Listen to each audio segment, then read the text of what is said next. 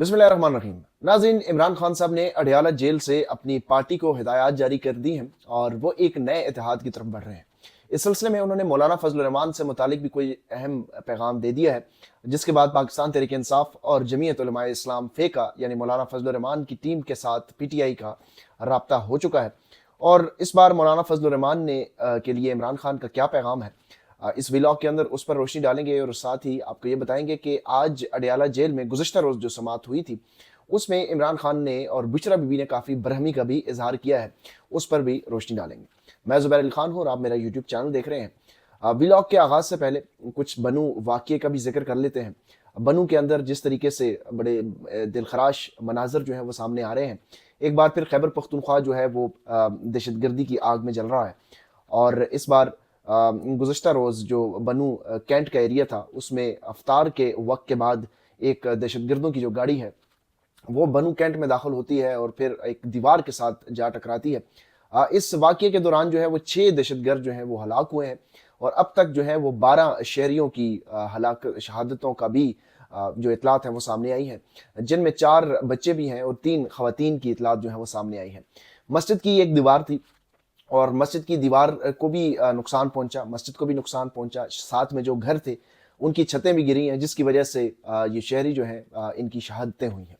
एक बार फिर खैबर पख्तूनख्वा में दहशतगर्दी की आग है, लेकिन अगर इसके ऊपर सवाल किया जाए तो फिर वीगो डाला आ जाता है। कोई भी महज़ब मुल्क होगा तो वहाँ पर बच्चों की शहादतों के ऊपर, शहरियों की शहादतों के ऊपर इदारों से सवाल उठाया जाता है कि आप इस वक्त क्या कर रहे हैं, क्यों दहशतगर्दी जो है वो रोकी नहीं जा रही, क्यों इस वक्त दहशतगर्द जो हैं वो बॉर्डर क्रॉस करके पाकिस्तान के उन एरियाज तक पहुंच चुके हैं जो किसी दौर में सेटल एरियाज हुआ करते थे। बनू कैंट के अंदर अगर दहशतगर्दी के वाक़यात रोनुमा हो रहे हैं तो इसका मतलब ये है कि ये एक बहुत बड़ा सिक्योरिटी लैप्स है और किसी भी महज़ब मुआशरे में सिक्योरिटी लैप्स की सूरत में जो सिक्योरिटी इदारों के सरबराहान हैं उनका एहतसाब किया जाता है। लेकिन पाकिस्तान में अगर उनसे सवाल पूछा जाएगा तो वीगो डाले आ जाएंगे, अगर उनसे सवाल पूछा जाएगा तो जबरी तौर पर बरतरफियाँ होंगी, उनसे सवाल पूछा जाएगा तो जबरी तौर पर गुमशुदगियाँ होंगी। तो क्या इस वक्त तक हम कब तक ये एक तरफ दहशतगर्दों से मार खाएंगे, एक तरफ जो है वो उन लोगों से मार खाएंगे जिनकी ये तमाम जिम्मेदारियाँ हैं, और उन जिम्मेदारियों की तरफ अगर हम उंगली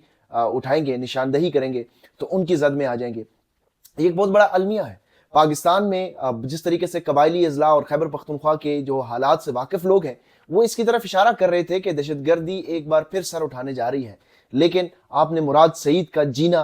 जो है वो मुश्किल कर दिया था। मुराद सईद जो मुसलसल ये बात कर रहे थे उनके लिए पाकिस्तान की सरजमीन तंग कर दी गई। आज भी वो बाहर सामने नहीं आ सकते, उनका अपने घर वालों के साथ राब्ता नहीं है। उनके घर वाले जो हैं वो तकरीबन 2.5 सालों से वो उनकी अपनी फैमिली के साथ मिल नहीं सके। क्यों? उनका जुर्म यही था कि वो बता रहे थे कि दहशतगर्द आ रहे हैं, वो बता रहे थे कि खैबर पख्तूनख्वा की सूरत हाल बड़ी खराब होती जा रही है, वो आपको उस चीज का इदराक करवा रहे थे। लेकिन बदकिस्मती ये है कि आप लोगों ने मीडिया, सियासत, मईशत, सहाफत और हालात तक के अदलिया को फतह कर लिया, लेकिन सरहद नहीं संभाल सके। लेकिन ये कोई सवाल अगर पूछता है, एहतसाब की अगर कोई बात करता है तो उसको उठा लिया जाता है। यह अजीब दस्तूर है इस मुल्क के अंदर कि जिसकी जिम्मेदारी है उसकी जिम्मेदारी वो निभा नहीं रहा, और अगर वो उसकी कोताही है तो उससे सवाल नहीं पूछा जा सकता। मेरा ख्याल है कि फिरंगियों के दौर में जब आज़ादी नहीं थी तो उनसे सवाल नहीं पूछा जा सकता था, इस डर से, इस खौफ से कि मार दिए जाएंगे। और आज पाकिस्तान के शहरी दहशतगर्दों के हाथों कत्ल हो रहे हैं, लेकिन सवाल नहीं पूछ सकते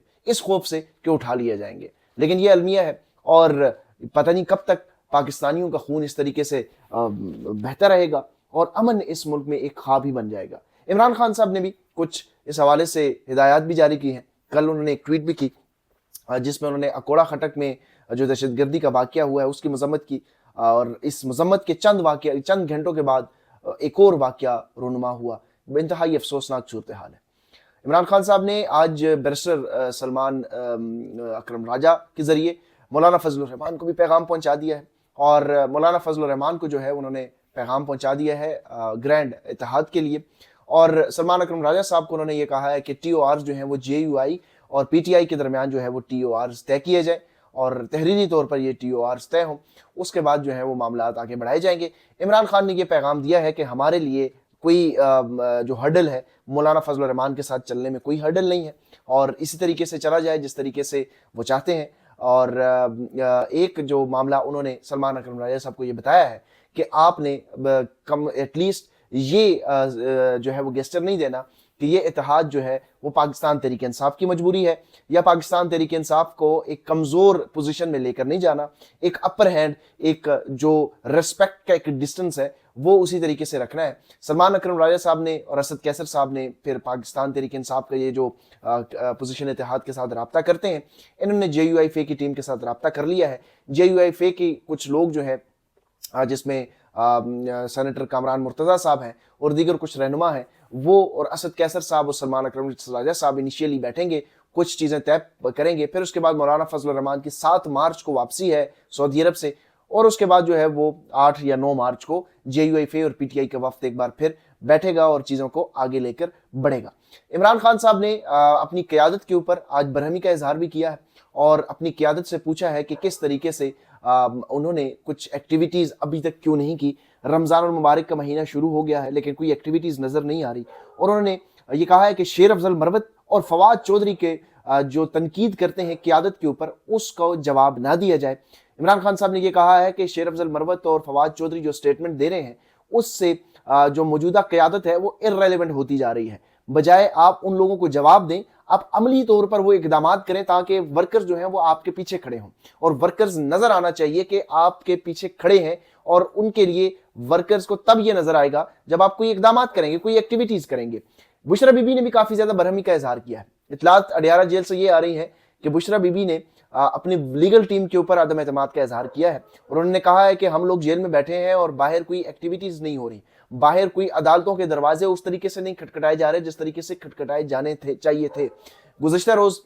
بشرا بی بی جو ہے وہ کافی زیادہ جرحانہ انداز میں نظر آئی، اور عمران خان صاحب نے بھی ان کو سیکنڈ کیا، اور انہوں نے اپنی جو ترجمان ہے مشال یوسف زئی صاحبہ، ان سے بھی ان کی ترجمانی کا جو قلمدان ہے یا ایک عہدہ ہے وہ واپس لے لیا ہے، اور نئے ترجمان جو ہے وہ مقرر کر دیے گئے ہیں، اور اس کے ساتھ ساتھ انہوں نے یہ احکامات بھی جاری کیے ہیں کہ یہ جو اس وقت خیبر پختونخوا کے اندر جو حکومت ہے وہ اس وقت کیا کر رہی ہے۔ اگر ہم اڈیالہ جیل میں ہیں، ملاقاتیں نہیں ہو رہی، فیملی کے ساتھ ملاقاتیں کرنے کی اجازت نہیں دے رہی، سیاسی ملاقاتوں کرنے کی اجازت نہیں دی جا رہی، تو خیبر پختونخوا کی حکومت کیا کر رہی ہے؟ پارلیمان کے اندر آواز کیوں نہیں اٹھائی جا رہی، اور اڈیالہ جیل کے باہر اب تک کیمپ کیوں نہیں لگا؟ یہ سوال اٹھایا گیا۔ پھر عالیہ حمزہ سے متعلق جو ہے وہ کافی زیادہ عمران خان صاحب نے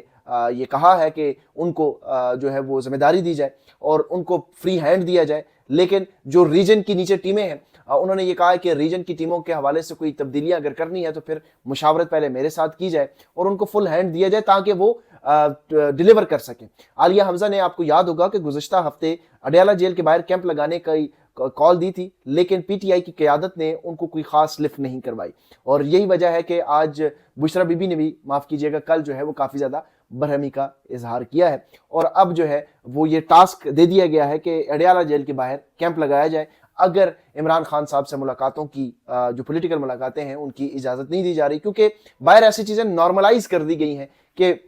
پولیٹیکل لوگوں سے ملاقات نہیں ہو رہی عمران خان صاحب کی، تو اس کو ایک نارمل بنا دیا جائے۔ اگر عمران خان صاحب سے ان کے ذاتی معالج کی ملاقات نہیں ہو رہی تو اس کو بھی نارمل بنا دیا گیا ہے۔ اگر عمران خان صاحب کے بیٹوں سے ٹیلی فونک رابطہ نہیں ہوتا تو اس کو بھی نارمل بنا دیا گیا ہے۔ تو عمران خان کو اڈیالہ جیل کے اندر